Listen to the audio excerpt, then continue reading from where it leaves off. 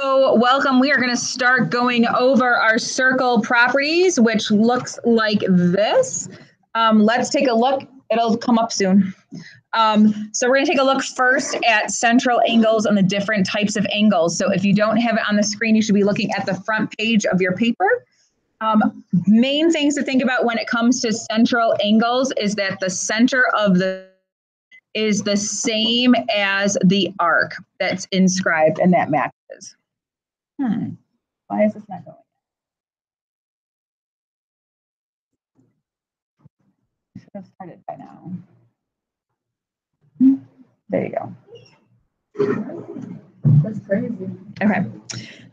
When you have inscribed angles, that is when the point is on the circle. And as you remember, arc to angle, we divide by 2. Angle to arc, we multiply by 2. So that's that piece. Over here, when we talk about internal angles form an X inside the circle.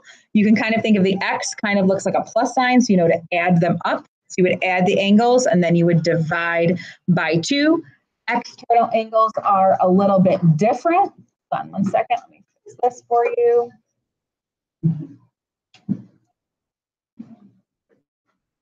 There we go. Okay, external angles are outside the circle. In that case, you're going to subtract and divide by 2. So you should be adding extra notes if you need to add extra notes to make sure that you have all this information down.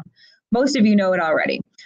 Coming up here, when we talk about the angle that's inscribed in a semicircle, it's going to form a 90-degree angle. And it kind of makes sense, right?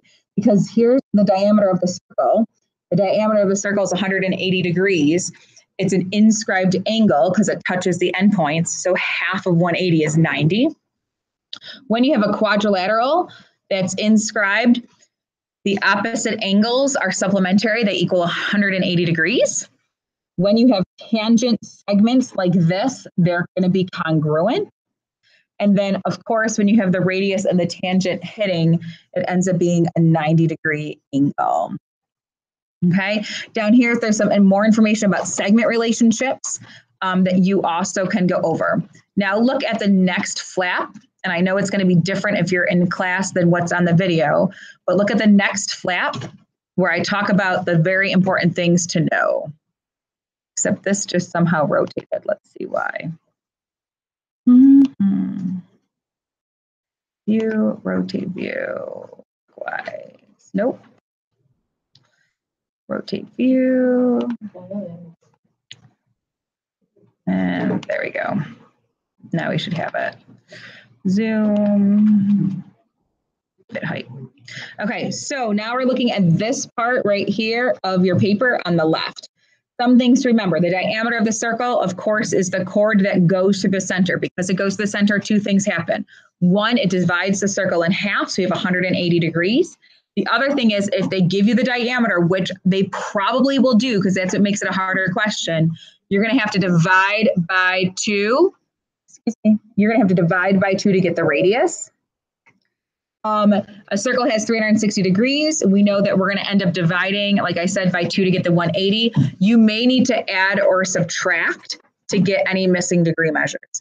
When you talk about your arc length or area of a sector, if you look on your paper, I want you to think of pizza.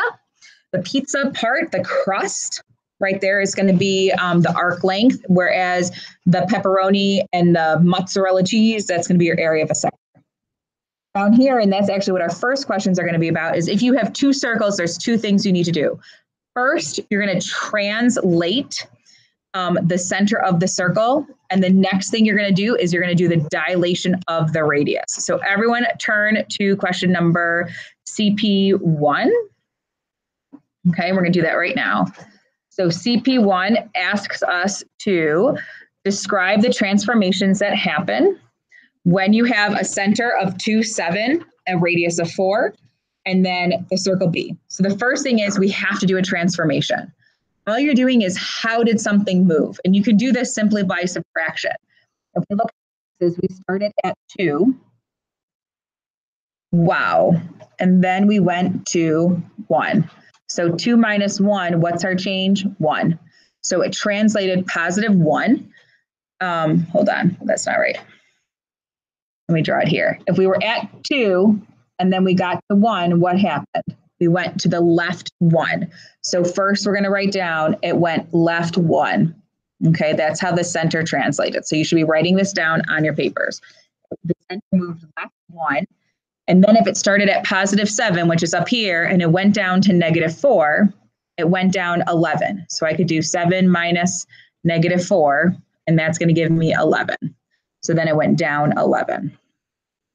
So that's the first thing. Anytime you have 2 circles, the transformations are going to be how did the center move, and then what happened with the radius. On the front part of your paper, it tells you that the scale factor is always the new radius divided by the old radius. So our new radius is 3. Our old radius is 4. So the transformation was the center moved left 1, down 11, and it had a scale factor of 3/4. Okay, here's our next one. The next question continues with that. Now we're going to have the center at 8. Well, if it started at 8 and went to 6, what happened? Well, we have 8, and then it went over to 6, so it went to the left 2 again. And we started at 1, and we dropped down to -4, so it went down 5. Now, if it was -4 and then +1, it would have gone up 5. So that's all the transformation is. Now, the good news is on your test, your whole final is multiple choice with the exception of the performance final. So you really are just going to cross out and see which ones make sense or don't make sense. The next piece is the scale factor, and the scale factor is always new over old. So our new is 8, our old is 6, and then we would reduce our fractions, which give us 4/3 as the scale factor. Okay. Next is this question. Now, this would be considered like a depth of knowledge 3 type question or a high 2. Basically, we still have to come up with the transformations, but it doesn't tell us the center, nor does it tell us the radius, so we have to figure out the center, the radius, and then the scale factor. Now, I haven't given you the paper. Did I give it to you? No, you don't have the paper, but on the circle equation paper, I talked to you that anytime you go from the equation to the center or the center to the equation, we flip the signs. So here, how for circle A, it says x is -2, so our center is actually going to be +2. How it says y +6, our center is going to be -6. Then I tell you that in order for you to go to formula to the radius, you take the square root. So we're going to take the square root of 16, and that's going to give us a radius of 4. We do the exact same thing for the second one. For circle B, we're going to take the opposite of +4, which is -4. Now look there's no value next to y, so it's just going to be 0. Then we take the square root of 25, and that gives us our other radius value. Now we can actually do the problem. We're looking at, okay, what changed? Well, if we started at +2 and went to -4, we went down 6. So I would write down it went left 6. If we started at -6 and we went up to +0, then I went up 6. So the circle, technically the language would be something like the circle, a translation of left 6, up 6. Then you're going to do the fraction. And again, it's always going to be new over old. So 5/4 is going to be my scale factor. All right, here's our next one. This is a good example of a high level 2, almost a level 3 question. The circle is drawn to represent a pizza with a 12-inch diameter. So first things first, if they tell us the diameter is 12, we know that we have to come up with a radius. So 12 divided by 2 is 6. So our radius is 6. Okay. And it says the circle is cut into 8 congruent pieces. Here's the issue. With us having these 8 pieces, that doesn't help us yet to know any degree measure. All we know is that it was cut into 8 equal pieces. And then it wants to know the length of the outer edge. Well, looking at the paper I gave you, whenever you have the outside edge of a pizza or outside of a circle, that's going to give you the arc length. So bless you. So our formula is 2 pi times radius times theta divided by 360. Our issue is we just discovered the radius was 6, but we don't know what theta is. Because there's 8 pieces, we're going to take 360 and divide it by 8, and that's going to tell us the number of pieces. So, or the number of degrees per piece. So when you do that, I've done this enough, I get 45 degrees. That now I know that my theta is going to be 45. So now I can just put it in. 2 times pi times my radius, which is 6, times 45, all over 360. Now, you absolutely can use a calculator and multiply 2 times 6 times 45, get a number, get 360, divide, and see what you get. I prefer to reduce fractions. So I know that 45 goes into 360 8 times. We just discovered that. I know 6 and 8 both can be divisible by 2, so that's going to be 4. This is going to be 3.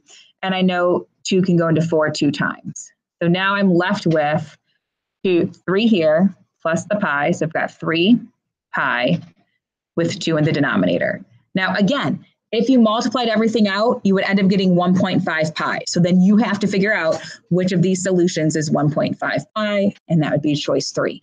Now, you're not going to use 3.14, and the only reason why you're not using 3.14 is none of these say use 3.14 for pi.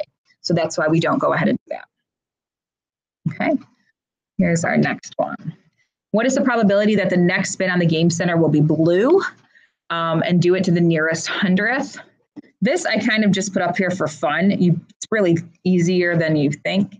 Basically, all you're going to do is take these values and divide it by 360. So this would be 95 divided by 360, divided by 360, divided by 360, divided by 360. It could have been a more challenging problem if we had to find like the area of the space instead of the probability. But in this case, it's just probability. So it'd be 95 over 360.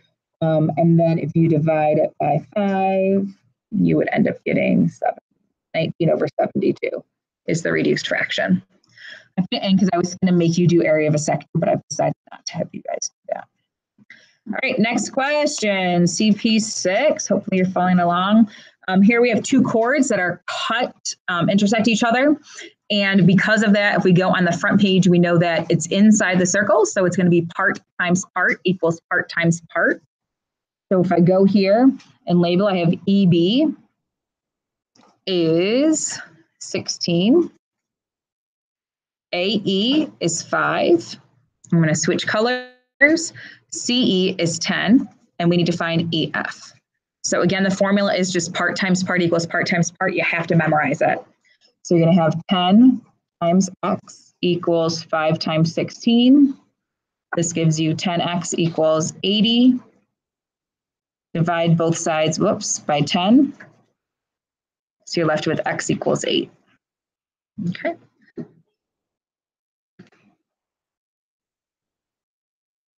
Next question.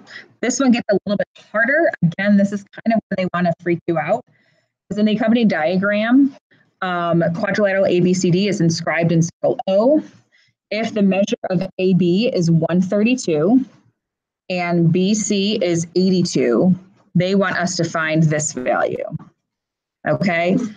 What you have to notice is that this value actually is an inscribed angle to this whole thing. So all you're going to do is add up the 132 and the 82, get 214, and then arc to angle we divide by 2. 2 goes into 2 once, 0, 7. So 107 degrees. Now, if they wanted us to do the rest of the circle, and I am going to make us, even though it doesn't ask us to, so you know how to do it. If this is 107 here, the opposite angles are supplementary. So all I'm going to do is do 180 minus 107, and that'll give me 73 for this angle. Okay. Unfortunately, we really can't figure out the other angles because we don't know these arcs that accompany it. All right, almost done. Next. Okay, coming up here, whoops. In the accompanying diagram, AFB, AEC, and BGC are tangent to circle O. At those points, find BC. Okay, well, let's see. This whole thing is 32. It tells us that AE is 20 It says that EC is 24, and we're trying to find BC. Okay.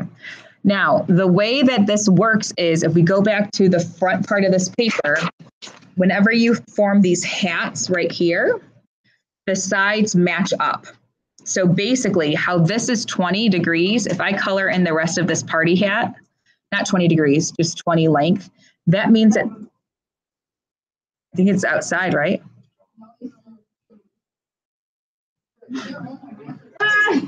Really? I was. Okay. Surprise. All right. So anyway, that's 20. This is 20 here. Now the issue is if that's 20 and this whole line is 32, 32 minus 20 gives us 12 for this piece right here. Oh yeah, it's still making it.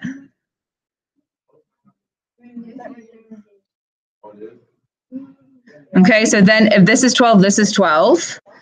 And then if this is 24 here, that means this part down here has to, you know what, this got really messy. Let me do it one more time. If this is 20, that means this other green side is also 20. Okay, now if this green side is 20, which I just made pink, the whole line's 32, subtract 20, that means this side is 12, and that means this little piece is 12. And now if I have my black hat here, 24 for that side, 24 for this side. So they want us to find BC. Now we just add these two numbers and we get 36 for the length of BC. Let's go to the next one. I think this is our last one, right? In the diagram below, in the diagram below, the measure of arc ABC is 268. This is another classic example of them making you work harder. This is what makes it a DOK 2, almost a 1. We have to think that a whole circle has 360. So when we subtract the 268, that tells us there's 92 left for this arc. We're trying to find ABC. This is where they try to trick you. Some kids take 268 and divide by 2 and think, oh, 134. But then they get 92 and they're like, oh, 92. That's not what they're asking for. They're asking for this angle. So they're going to take the 92, arc to angle, divide by 2, and that gives you 46. Okay, so that is the end of circle properties. I'm going to turn around and y'all want to say hi? Anyone want to say hi? They're all like waving in case some people say no, but we're there. Yeah. All right. Thanks, guys. See you later. Bye.